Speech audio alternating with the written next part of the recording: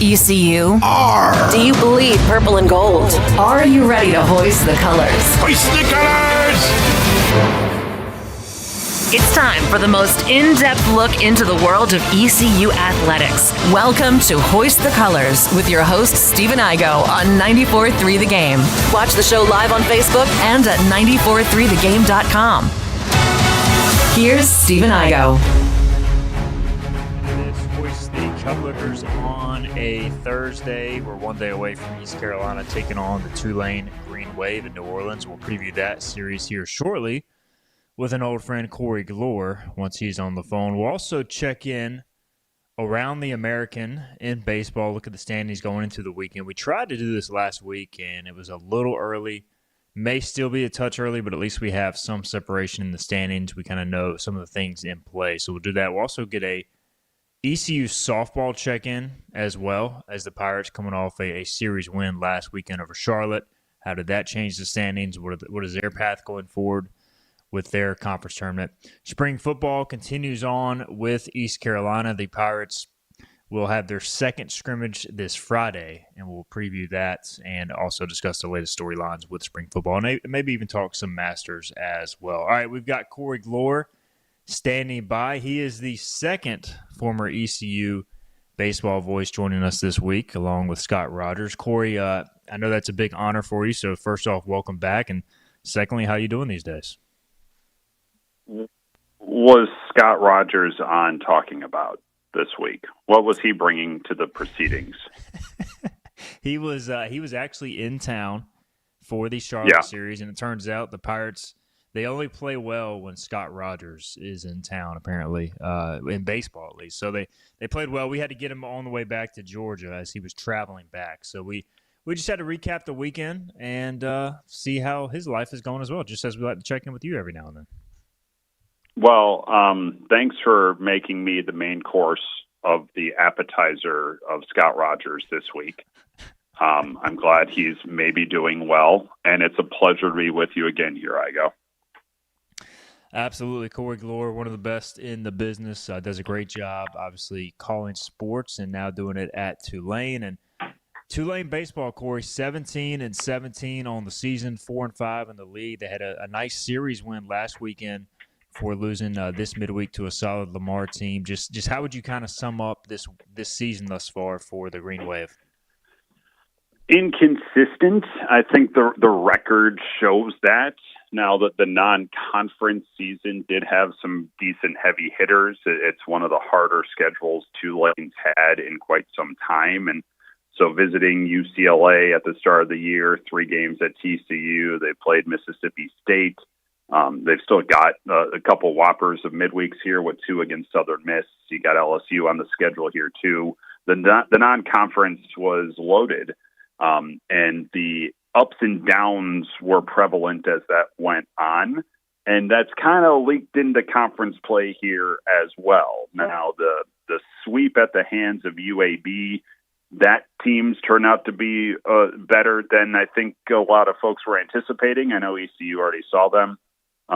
So that one, you don't like getting swept, but you kind of understand now with what UAB's become. Getting the series in Wichita was major for this group. They needed to have a bounce back weekend like that, and they played just really strong baseball across all 3 of those games.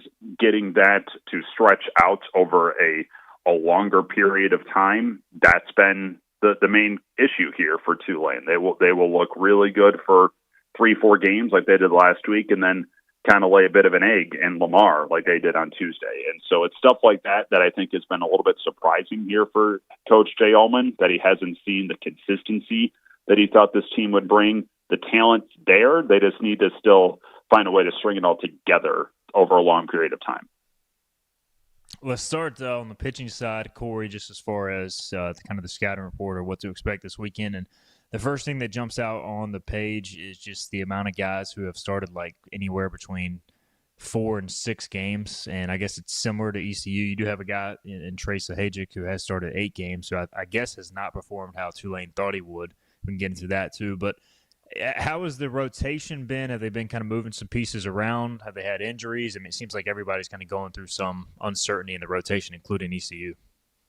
Yeah, it's had to move around. There has been one injury in there. Tulane's most consistent starter on the weekend, Jack Frankel, he's not been able to go the last 2 weekends due to just they moved him up a day from a Sunday to a Saturday slot. And he pitched well the first time out against Creighton when that happened, but then struggled against Memphis and is still trying to bounce back from that. They're hopeful he's around this weekend. I've not heard whether he will be. And then, you mentioned Trey Sahajic, who really struggled of late, and getting him through 4 innings has been a real task. And so he's already moved back a day in the rotation, stayed on normal rest last week and pitched Friday in game 2 against Wichita State and struggled.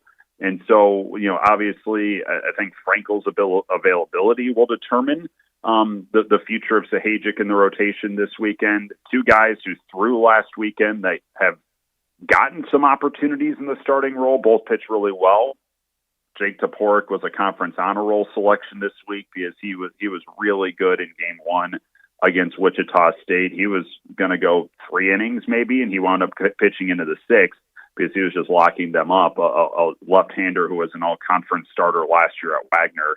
And so he pitched well enough to stick around the rotation. Then J.D. Rodriguez has really bounced around from being a stretch reliever to being a spot starter on Sundays, and he pitched great on Saturday against the Shockers. So I think he's kind of thrown his hat into the ring about being in the weekend rotation. Bo Sampson was the Saturday guy to start the year. It did not fare well, but he has been a great piece out of the bullpen. And so that's where he has found a home. That's been the strength of the team here, Igo, is that the Tulane relief corps has been deep and consistent by and large. It's been the part of the team that has been able to be leaned on most of the year, and it's gone about 6, 7, 8 guys deep. And so that's why you've seen a little bit of shifting in the rotation on top of just uncertainty about Jack Frankel and where he stands health-wise. Yeah, I mean, you look at the numbers, Corey, and 299 strikeouts and 288 innings is a good number for Tulane pitching, and only 155 walks. So they're striking guys out at a high rate. They're holding teams to a 253 average. Is it just simply like, can they get enough at the front end of games to get it to the bullpen? Is that the challenge at this point? Yeah, that's fair. I mean, starting pitching is averaging 3 2/3 innings right now for Tulane across the year, and so you're already you can do the math about how much the bullpen has had to pick up over the course of the first 34 games of the year. They got longer starts last week in Wichita. That will need to keep heading that direction here because as deep as the bullpen is here, and it is pretty deep. Leaning on these guys as much as this team has had to in the first half of the year can come around and cause problems if these guys start getting a little bit exhausted. And we did kind of see that flare up a little bit Tuesday when the bullpen gave up runs late. And so the Tulane will need their starting pitching to get into the 5th inning. So, moving forward here, like that I think is going to have to be the bar here that Jay Elman would love to see his rotation clear. So that it can take a little bit of pressure off the bullpen. It's been good, but you don't want to have to lean on that as much as what Tulane's had to so far.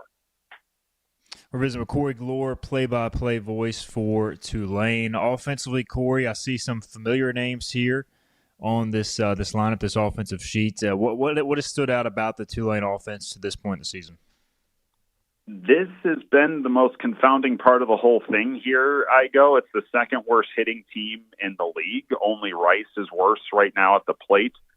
This team is one of the best in the nation at drawing walks. They hit a ton of doubles. They do get hit by their fair share of pitches. They play small ball really well. I mean, the sack bunting, the sack flies, that's part of this team right now. They lost a couple of pieces from last year's offense, which was really good, but not as many as I would have thought that would have caused kind of the hitting issues that we've seen. And so this has been, I think, the most confusing part of the group for Jay Ullman is that everyone came into this year expecting that to be the strength of a lineup that could really do some damage and just hasn't materialized yet. Some of the transfer bats have been slow to get going. We've seen good moves forward from a Trent Leolis at first base. He came in with big power numbers at Northwestern. He hasn't hit a homer yet here, but he's getting on regularly over the last 3 weeks.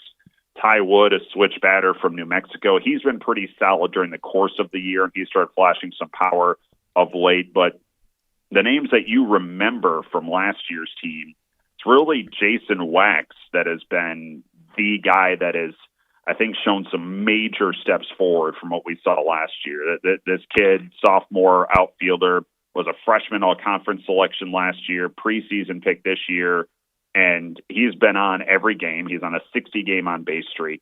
He is by far the best weapon in the lineup right now.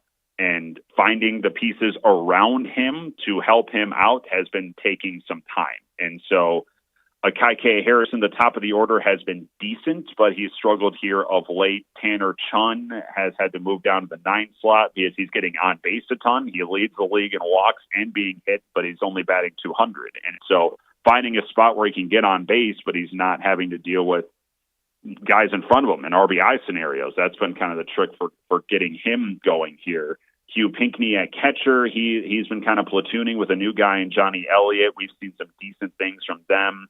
Matthias Haas, 7th-year guy, he was benched for a couple of weeks due to some defensive issues. He's starting to show some flashes. It's an offense, to go very long-winded. You know me, Igo. It's an offense that is starting to look like, I think, the group that we thought we'd see at the start of the year. It's not there yet. It's far from a finished product, but Wichita showed us some things that were good to see. And now it needs to keep on going here because that lineup being the second worst hitting team in the league is a real surprise. Yeah, what's going on with my guy Agabitis? Not that he's like some all-conference player, but I feel like he at least has killed ECU in the past, and he's hitting 104. I mean, is he just not found it this year? 5 hits on the year, and 3 of those are home runs.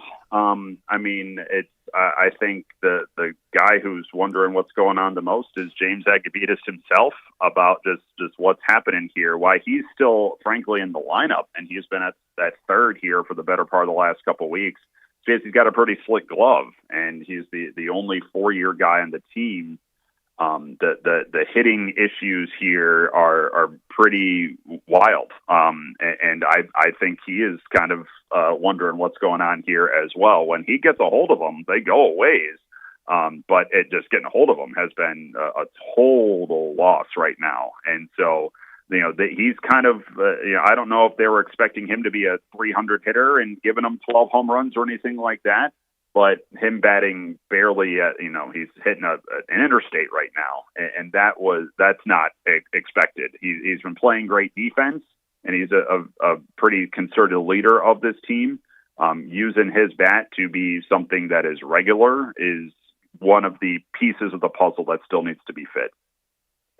Couple more things with Corey Gloor. We'll get him out of here before this weekend series. It'll be a night start on Friday and Saturday, 6:30 Central, 7:30 Eastern, and then the afternoon start on Sunday. And how have the crowds been this year at Turchin Stadium, Corey? And look, ECU knows all too well, no matter how good they are, no matter how good Tulane is, this is a tough place to play, at least historically for the Pirates. So what type of atmosphere are you expecting this weekend?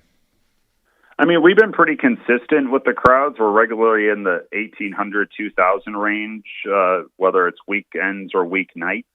Looks like the weather's going to be perfect this weekend, and so hopefully that brings some folks out here to the ballpark. I think, like you mentioned it, these two teams, I would make the case it might be the best baseball rivalry in the league right now. I know ECU and Charlotte have been throwing some haymakers. I don't know if the Florida schools hate each other too terribly much at the moment.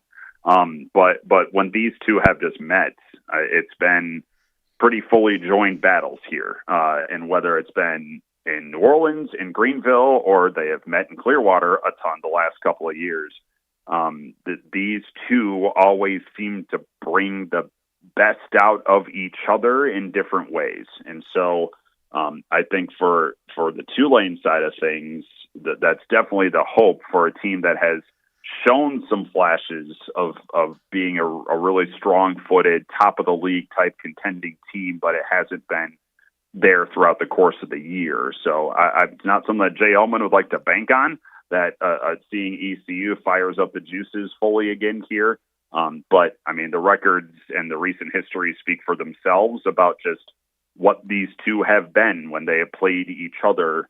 Really through, I mean, when Cliff Godwin started there, and Jay Ullman's been here since 2020, and before that, Travis Jewett was here.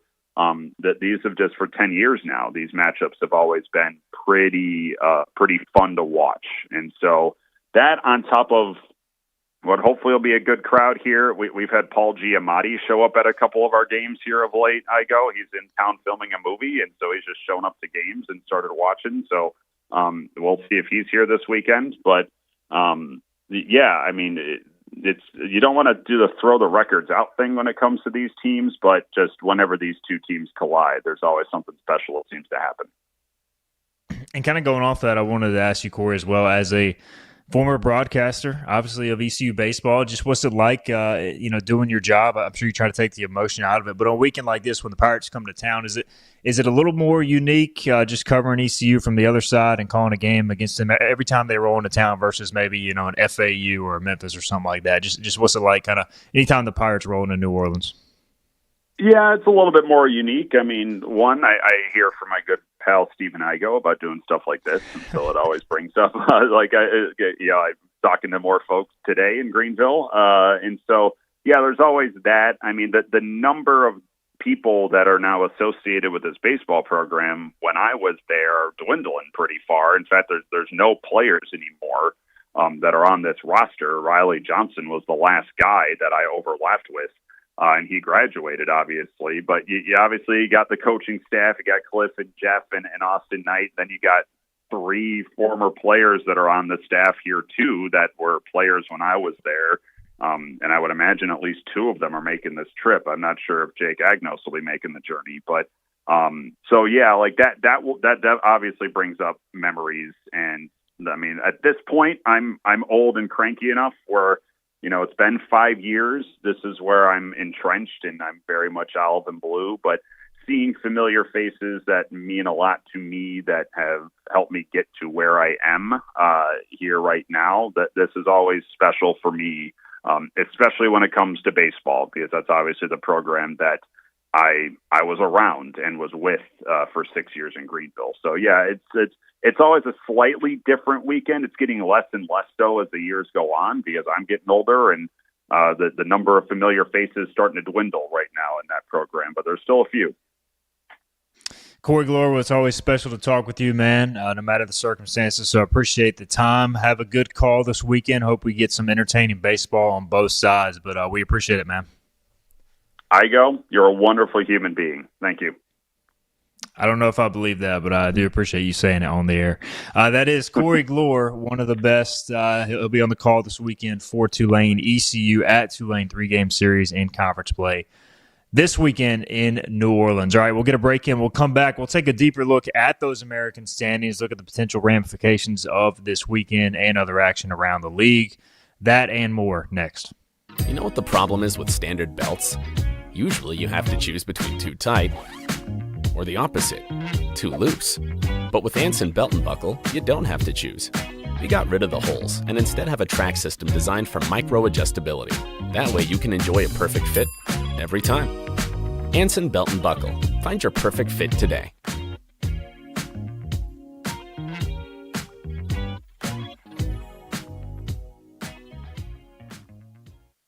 Healthwise Pharmacy rounds the bases with all of your infusion, retail, compounding, and medical equipment needs. Locally owned and operated by pharmacist Marcy Parker, Healthwise has grown to be your most trusted provider for infusion services. Currently providing in-home or on-site infusions in North Carolina, South Carolina, and Virginia.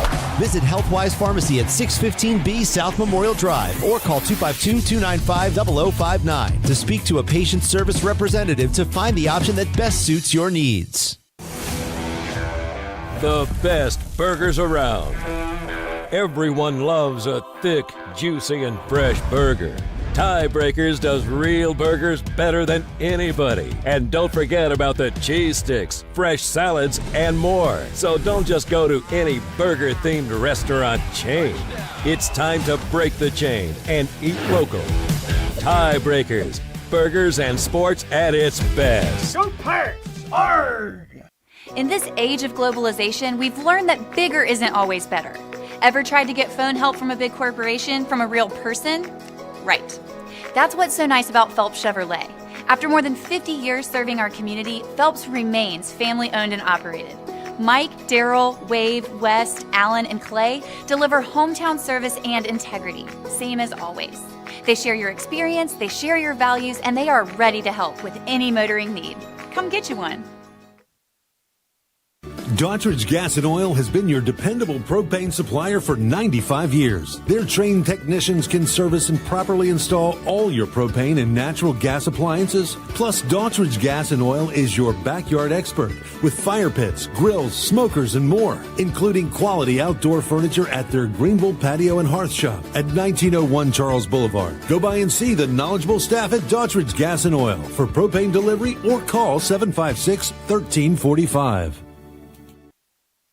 You have a choice when you invest in insurance, and when you choose First State Insurance Advisors, you're working with people you can trust. Clark Stallings has deep ties in the community. His team, including Keaton Smith, Regina Asby, Phil Leva, Max Joyner Jr., Max Joyner III, and Ginger Smith, provides knowledgeable and professional advice. First State Insurance Advisors is an independent insurance agency. They offer all types of personal insurance as well as various types for business. Call or email First State Insurance Advisors today. We want to be your trusted choice agency. Oh, hey, welcome back. You got here just in time. This is Hoist the Colors on 94.3 The Game. Welcome back in segment 2. We'll continue with our ECU baseball and American Conference discussion. Appreciate Corey Gloor for hopping on. Great friend, and now the voice of Tulane, now the longtime voice of Tulane. Time really does fly. He'll be on the call for Tulane this weekend as the Pirates roll into town. Philip Hilkinen rejoins us, producing today, doing his thing in the 94.3 The Game studios. Philip, we tried this last week, a look around the American standings. I think you made it like 2 sentences in. You were like, let's just wait at least one more week. And here we are. We have a little more clarity. It's still not great, but just to run it down real quick, UAB, which was picked to finish last, I believe, in the preseason, is leading the conference 3 weeks in. They are 7-2.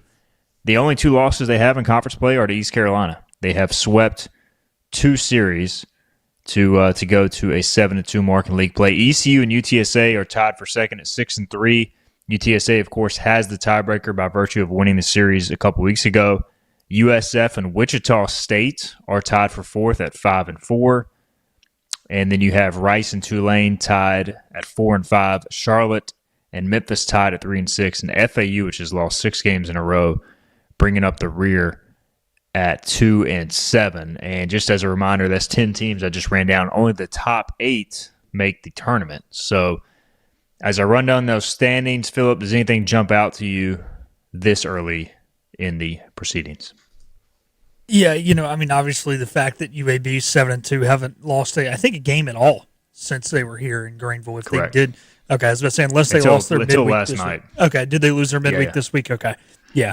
So them being there is surprising, and I think everything else is kind of how you would expect it. Just kind of looking at who some of the other teams have played now, as you guys see me scrolling on my phone. It seems like a lot of these teams at the middle of the pack have played a lot of series against other teams at the middle of the pack. So that's the reason, I guess, they're hanging out where they are. I don't know if anybody else has the talent to separate themselves right now. It seems like this is kind of a 3-team race for the top. I know it's early. We got 1/3 of the way in. We got 3 down, 6 to go. But, right now, it just kind of seems like if you're in that middle group, you would like to separate yourself. But at the end of the day, it's survive and advance. It's don't drop a series you shouldn't drop. Don't find yourself going into the last weekend hoping to make the conference tournament. Last year, Stephen, there were, I think, 6 teams only locked into this thing, and you had 4 teams fighting for 2 spots that final week. You don't want to put yourself in that scenario, obviously. I will make the case, at least we'll find out for sure this weekend, that I still think it's a 4-team race. I'm still giving South Florida a chance. They go to UTSA this weekend. Now, they lost a series to Charlotte not too long ago, which was very disappointing for their their season to this point. And I'm not ready to give up on Charlotte yet. I don't think they're going to win the championship, obviously, after getting swept by ECU, but I think they could sneak into the top half. They're the one team I could see making a big run as their schedule maybe lightens up a touch. But South Florida, we're going to find out here, Philip. They go to UTSA, they host UAB, and then they go to ECU 3 consecutive weekends. So we're going to find out if they're a contender. Obviously, they lost a game to Memphis last week, still won the series, lost the series to Charlotte, and then they won 2 out of 3 against Rice. So I think they have the talent to make a run. It's just I don't know if they'll be able to or not. Other action this weekend, you've got Rice at Charlotte. How does Charlotte respond to what's really been a tough stretch for them? They also lost in midweek to North Carolina. Wichita goes to UAB. FAU goes to Memphis. So you got the 2 bottom teams in the standings matching up there. That could have some big ramifications. You also have ECU at Tulane, obviously, and then the South Florida at UTSA series. My question is, how sold are you on this UAB team right now? Because we know, obviously, they can absolutely mash. And they have swept Tulane and FAU in back-to-back weekends. But are you sold that this is like a legit American title contender? How good's Tulane and FAU? That's the tough thing. I think FAU is probably the worst team in the conference. Tulane, Corey's kind of broke it down for us there. When they play well, they are good. The question is, are they going to play well? Is kind of how I summed up that interview. I don't know. I'm not 100% sold, I guess. I'm not out on them either. I'm not saying, they're frauds, but I'm not sold that this is 100% their conference to lose or anything. I mean, I think they're going to be a dogfight with ECU and UTSA down to the end. And the other tough thing for them is they still have to play both ECU and UTSA, and ECU and UTSA have already played each other. You also have, UAB is going to close the season at UTSA. They've already played ECU. My bad. But they lost that They series, They do have to play South Florida as well. In a couple weeks. They have to go to South Florida. They have to go to UTSA. So those are going to be 2 tricky series for them. The thing with UAB is they can just hit. They're 290 batting average. They've hit 51 home runs. But I'm just their pitching, man. I feel like at some point, they have a staff ERA of 6.34, and they're allowing opponents to hit 296 against them. They're striking out hardly anybody. I just think it's very tough to sustain success when you can't pitch consistently. And maybe their offense is that good, but I think at some point they're going to have a bad weekend or 2 that will catch up with them, and we'll see if they can overcome that. Rohan in the chat says, kind of crazy. We already played the top of the conference. Sets up well for us to rake up some victories. Well, that's if the Pirates can take care of victory. I have no idea what to expect going into this weekend at Tulane. We'll get more into it tomorrow when we give our predictions, but this series historically is tough. I know Tulane's inconsistent, but ECU is still very inconsistent too. I just want to see ECU play 2 weeks of baseball strong in a row. And, they just win the series no matter how ugly it is, and I think ECU will be happy coming back home next weekend with some big games. Johnny Robertson says, in conference games, the Pirates lead the American in both most strikeouts from the mound and least strikeouts at the plate. So ECU not striking out hitting and striking out a lot of batters, which typically leads to a lot of success, although it doesn't guarantee anything. He also says the Pirates also lead in runs scored in league play with 75 across 9 games. So there is your ECU baseball conference check-in. We'll continue to run that down as we go. Let's take a quick look at softball. We haven't talked a ton of softball recently, mainly because of that poor series a few weeks ago against UAB at home, which was just a shocking result. They got swept in that series against the Blazers, who at the time were winless in softball action. ECU was towards the top of the league. If they could have taken care of business that weekend, they'd be in great shape. Unfortunately, they got swept. Now, I think every other weekend in conference play, they have won the series, including this past weekend against Charlotte. They've taken 2 out of 3 against Charlotte, 2 out of 3 against Memphis, 2 out of 3 at FAU, and 2 out of 3 against Wichita State. So the ECU softball team has won 4 out of 5 series, but unfortunately, because they got swept, Philip, they're only middle of the pack in the other series. They're 8-7, tied for 4th in the league with FAU and with UTSA. The trickiest thing for ECU on the softball front is they now have to play the top 2 teams in the league, South Florida and North Texas, each of whom are 11-4. They have to play them, I believe, the next 2 weekends. Yes, they go on the road to Denton this weekend, and then South Florida at home. So the good news here is you could make up ground, but also you're facing some really good competition. You are, but the one thing I want to say is it seems like this team has played to their competition this year. They have a win on the road at Duke. They had the tying run at the plate in the 6th inning against Stanford, who's a top 20 opponent. They did lose by 3 runs the other night to NC State, but it was in extra innings. So, it seems like the better the opponent, the better East Carolina plays. I think the tough thing with this team this year is the lack of power. When they are down in games, it can be tough to come back because there's nobody really on the roster that can change the game with one swing of the bat. I want to say the leading home run hitter is only at 3 or 4 home runs right now. You got a handful of girls with 2, and then it's nothing after that. So that's the frustrating part. Defensively, they've been good in the games they've played well, and they've been bad in the weekends they've been bad. It seems like this team kind of goes as the defense goes. Hitting has been consistent from the fact that the top of the lineup's pretty good, the bottom of the lineup's not. Kind of reminds you, I hate to use this analogy, but kind of reminds you of a little league roster where it's like, hey, your top 4 or 5 hitters are really good, and then there's kind of a fall from grace after that. So, but at least you've been able to rely on the top part of the lineup pretty consistently. I think it's that defense, though, just can't give away unearned runs. Not a lot of strikeouts from these pitchers. They are pitch to weak contact pitchers, which keeps their pitch count low, keeps them efficient, which is great, but you got to make the plays behind them.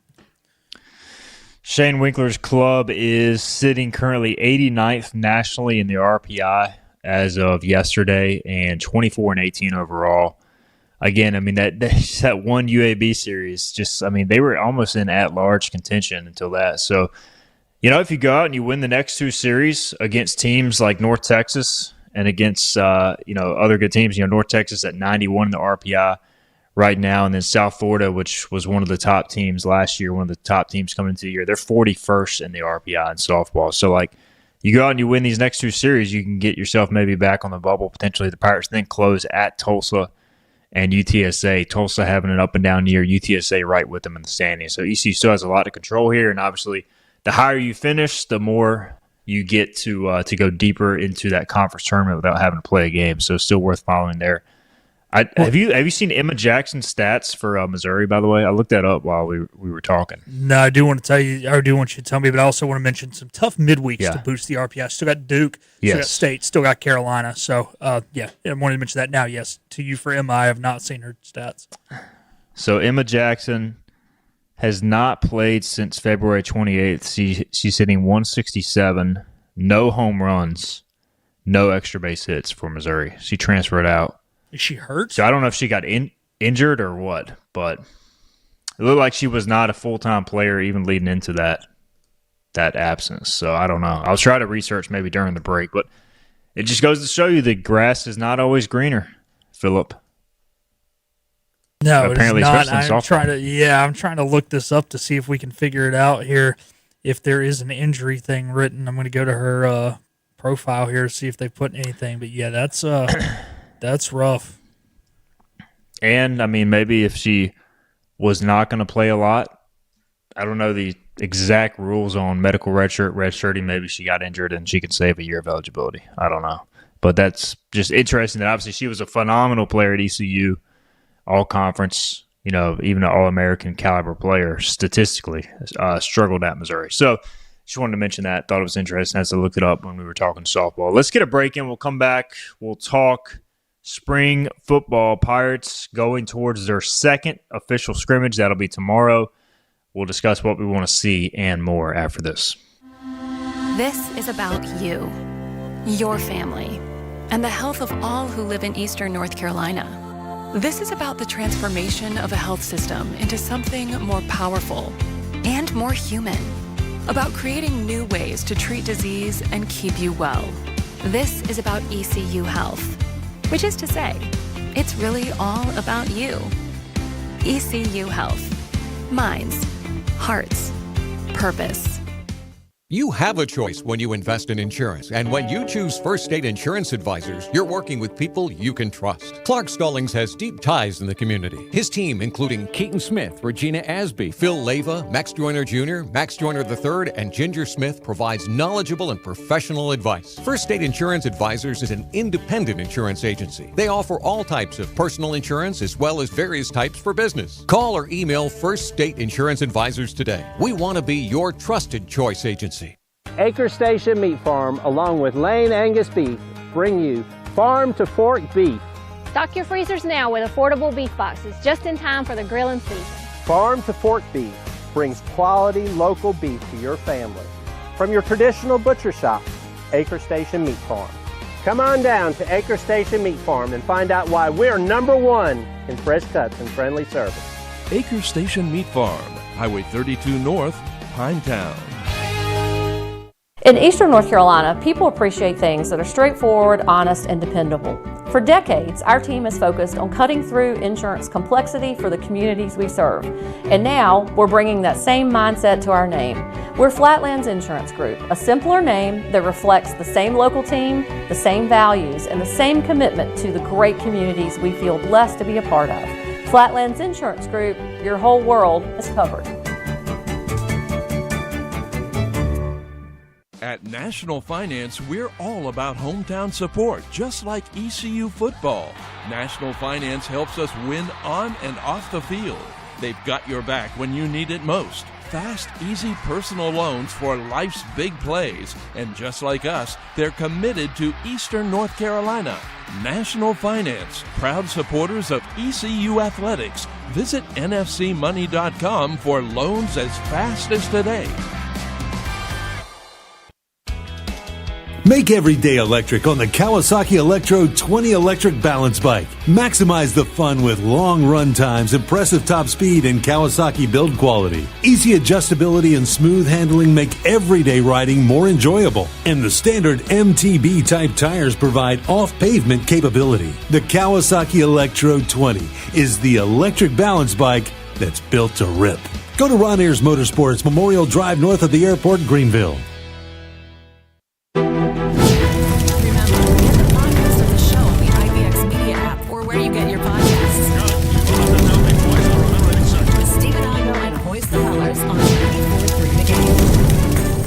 Welcome back in. Hoist the Colors here, segment 3. We've talked East Carolina baseball, looked ahead to the series at Tulane. We'll dive deeper into that tomorrow. We'll have a segment breaking down what we want to see, our picks, and more once Bobby Harvard joins us on our Friday show. But I got to get good insight from Corey Gloor on the Green Wave and what to expect from Tulane this weekend. Philip Hilton rejoins us, 94.3 The Game. And let's talk some spring football now.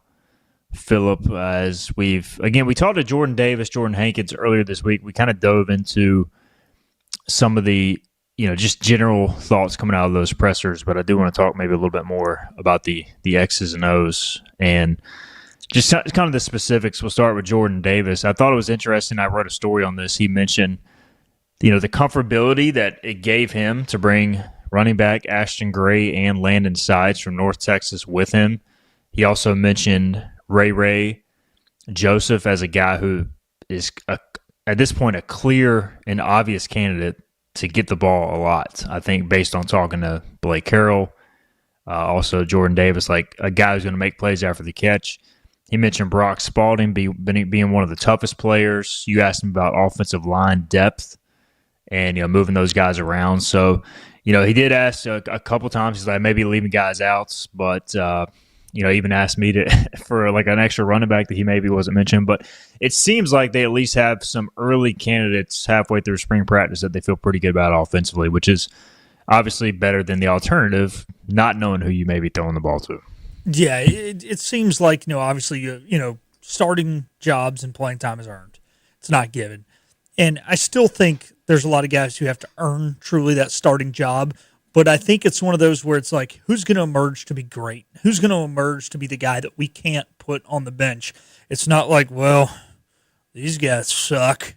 I just hope somebody's good enough to throw out there. Like, it wasn't that mindset in the press conference or that vibe that I got. So, and I think right now the amount of guys that are potentially going to start or see significant playing time is not only a good thing because, hey, there's a decent amount of guys you have, but it's going to make whoever emerges that much better because they're going to have to be that much better to beat out all the other guys. So that's one of the things that I really took away from it. This is probably as far as quarterback battles, and we have had less access this spring than past springs, but I feel like I don't want to say underhyped is the word I'm looking for, but I don't know. I just feel like there hasn't been a lot of buzz, and maybe it's just because we just simply don't know, and maybe it's just because of spring ball. But I just feel like we haven't really gained any insight on who may be actually leading. I mean, I did ask, do you feel comfortable 100% that these guys you can win with both? And he said, of course, he has. Not that I expect him to say anything different, but I don't know. If there's been one thing I've gotten, it's that Mitch Griffiths is very comfortable in this offense and maybe even a step ahead of Emory Williams. But is it just because it's just so early, Phillip? I don't know. It's just been kind of weird. We haven't really gained any insight on maybe how the competition aspect is actually going, and maybe that's because they're not really close to even wanting to name a starter. Yeah, I think we're in the same boat as far as naming a guy that we were between Caton and Jake. I think the difference was there was a little more media availability then. The coaches were maybe a little more forward with it, and there just seemed like there was kind of some stuff leaking out that we would just get wind of here and there. I almost wonder if because, not to bag on Jake, but the wrong decision, hindsight being 2020 was made that year. They don't want to, but we had been hearing Caton and then ended up being Jake, and then that was the wrong decision. They don't want a similar thing to happen is part of it. I think the other part of it is when we brought Emory in, I kind of feel like we all thought, hey, look, this is Emory's job to lose. He was supposed to be the predecessor to Carson Beck. He's a national champion. Did they win? I can't remember. No, they lost. They lost, But, yeah, a national runner-up. I'm sorry, I blanked there. And now maybe it's more of a battle than we thought it was. And maybe that's the reason that it hasn't been as hyped up, because maybe we kind of thought it was kind of already a 1-2, but maybe it is more of a 1A, 1B. Yeah, it does remind me, the only difference is from the previous battle, Caton came first, so I always thought he would be the guy that they really wanted to win the job, and maybe they did, but Jake ended up getting it, and obviously we know what happened after that. I just always felt like, given Emory's status, he would be the favorite, but watching practice, I just feel like Griffiths moves so much better and is maybe better at making plays off script, which is something Jordan Davis even said as well, that may end up getting him the job if they decide the offense needs a little bit more creativity. Now, if they just want to stay on schedule, Emory Williams, and get the ball to guys in space, Emory Williams may be the guy. So a lot of it depends, I think, on the offensive personnel. Some questions from the chat here before I mention something Hankin said. Kenny Curlin says, I'm going with Emory Williams. I like what I saw on tape at the U. For me, it's just, can they protect Emory Williams at ECU like he was protected at the U? Big difference in O-line personnel there. Davey says, you don't brag about anybody on your team. Prior to the season, Coach Dodd didn't. He was always humble and lovable. So, I don't know. I mean, I think they've highlighted enough guys this spring and also challenged them, which has been good. Tim Smith says, at this point, are there any players that maybe are not getting reps that could transfer out after spring practice, or that you think the coaches may advise they transfer out? The portal's closed, so you cannot transfer at this time. Now, I don't know what happens with guys who are cut. I don't know if they just leave school, but you can't do the shadow transfer anymore with the penalties. You won't see another Retzloff situation because the NCAA is trying to put a close to that. So I am curious how they will go with. Will these teams try to manipulate the roster? Because there are still some players out there that are like stragglers from the transfer portal window that did not get picked up yet, Phillip. Yeah, so the way I understand it, and I could be wrong, so don't quote me on this, you can be cut, and then you can enter the portal next year. I think you just lose a year is how it works. I don't think there is, like you said, the shadow transfer. Now, a guy may be able to, who's like a walk-on's even a bad term, because usually prefer walk-on, you keep him. But a guy who was given a scholarship and then released, maybe he's allowed to drop down and play like JUCO ball or something. that might be a little more. They've always been, even prior to the whole portal and guys moving, there's always been more open to letting guys jump from one division to another. So maybe a guy could go to that. But I don't think, who was the running back a few years ago, Steven, that just kind of entered the portal and left and ended up at like a D2 school? Remember, he was somebody who actually played a decent amount because he ended up doing his pro day here. Nobody jumps to mind. I know when Hassan Howell left, he ended up going to the portal and never reappeared. Here, he went to who was it? It wasn't like a Camaro Edmonds or something like that. I don't know. Let me look. Look it up, and I'll talk a little bit more while you're doing that. Kenny Curlins asked, was the quarterback at North Texas a drop-back quarterback? He's asking about Drew Mestemaker. He was definitely more of a pocket guy. Now, Mestemaker was more athletic than Williams. He could run a little bit faster, but he was more of a get the ball out quick pocket guy more so than anything. So he kind of a blend of Griffiths and Williams, probably more of Williams' style. Not the greatest arm in the world, but accurate, short throw guy, medium throw guy. He could make the throws. So did you find anything, Philip? Was it Darius Penix Jr.? Did he transfer out and then end up at like a D2 or D3 school? He did. He went to Tiffin University, I believe, and then he did come back for pro day. So there you go. Yeah, Darius Penix. He was one of my favorite Pirates from the Scotty Moe era, and there weren't a lot of them. So he was up there. Jordan Hankins talked about his position group. He said DJ Johnson standing out. Blake Harrell has said similar, although he continues to challenge DJ because I think he knows there's more there. He's coached him a lot, recruited him in the past. So he'll probably be a starting linebacker. He also mentioned Cruz Law, Cade Law, who came over from Memphis with him, are doing a good job in that linebacker room. And to no surprise, Philip, Jordan Hankins' standout position group to this point in the spring is the defensive line because Roy Tash is coaching them, and they do have a few of the key returners, Preston Carr, Ryan Roseborough, obviously Josiah Robinson back as well at defensive end, and then Julian Davis and Kendrick DeJour back at outside linebacker along that front too. So I think the defensive line will again be solid, and sounds like the rest of the defense is trending in the right direction. So I expect them to be good again tomorrow's scrimmage, but how about you? What are you hoping to see heading into tomorrow's scrimmage? We should get at least a little access on Friday morning. Yeah, I think, it's that jump from scrimmage 1 to scrimmage 2. In scrimmage 1, you want to make sure that there's good energy, that there's discipline, that you're going the right way. Yeah, you might not execute, but as long as you made the, hey, I was supposed to step this way. Hey, this was my zone on defense. I covered the right guy. That's what you want to see. Scrimmage 2, that better be second nature. You better not have to think. You better be executing. I want to see true execution from both sides of the football. Don't just go out there and be in the right spot. Go out there and put yourself in position to go make a play, and then on top of that, make the play. And Hankins and Davis both said they want to install more this week. Hankins said last week was a lot of base coverage by the defense. I would expect a little bit more exotic pressures this week, a little bit different looks. And how do the quarterbacks handle that? That's something I'm looking forward to seeing. How do they handle actual pressure, disguised looks? Because let's be honest, this is really your last scrimmage of spring practice. Yeah, you get the purple gold game, but ECU is not going to put out on tape what they're really trying to do this year. You're going to have a lot more base stuff in that purple gold game, given the fact it's free to the public. So we'll see. We'll share our thoughts, assuming we get to go out there before tomorrow's show, which I believe that is the plan. We'll share some of our thoughts tomorrow on the second scrimmage of the spring. But a big scrimmage, probably the most important scrimmage of the spring, all things considered, for the Pirate football team. So looking forward to that on Friday. All right, let's get a final break in. We'll come back. We haven't really talked about the Masters yet. That is underway in Augusta. So we'll try our best at previewing, talking about the field, maybe predict some winners, or if we're owning anybody this weekend on the betting side. So we'll do that to wrap up the show after this on Hoist the Colors. You know what the problem is with standard belts? Usually you have to choose between too tight or the opposite, too loose. But with Anson Belt and Buckle, you don't have to choose.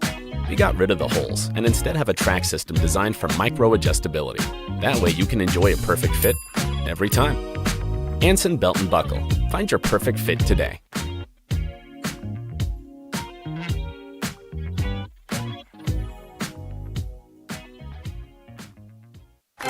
Healthwise Pharmacy rounds the bases with all of your infusion, retail, compounding, and medical equipment needs. Locally owned and operated by pharmacist Marcy Parker, Healthwise has grown to be your most trusted provider for infusion services. Currently providing in-home or on-site infusions in North Carolina, South Carolina, and Virginia.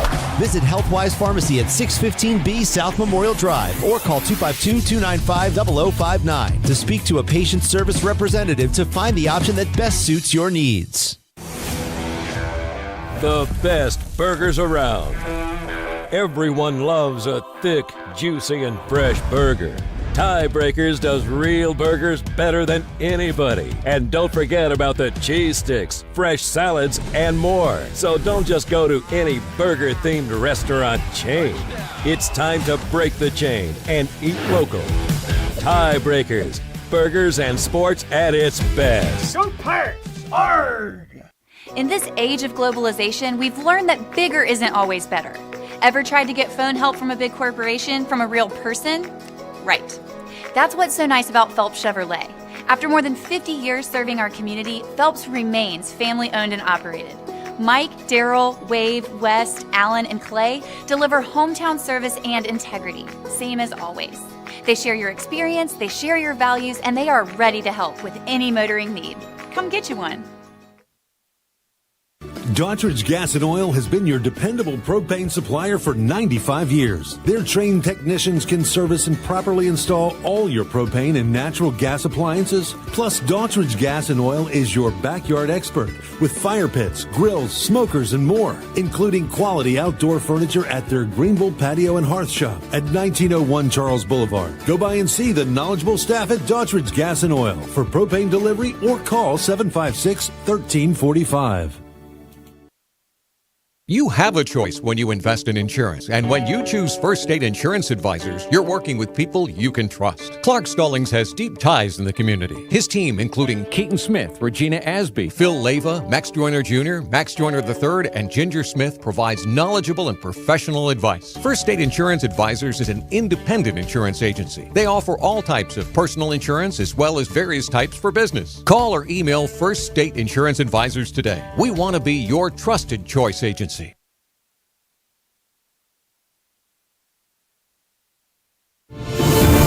We're live with Stephen Igo on 94.3 The Game. Hoist the Johnny Roger! Now, back to Hoist the Colors. All right, final segment here. The Masters is underway. Through 10, Patrick Reed at 4 under and leading the field early in round 1. Philip Pilkington with us on this Thursday.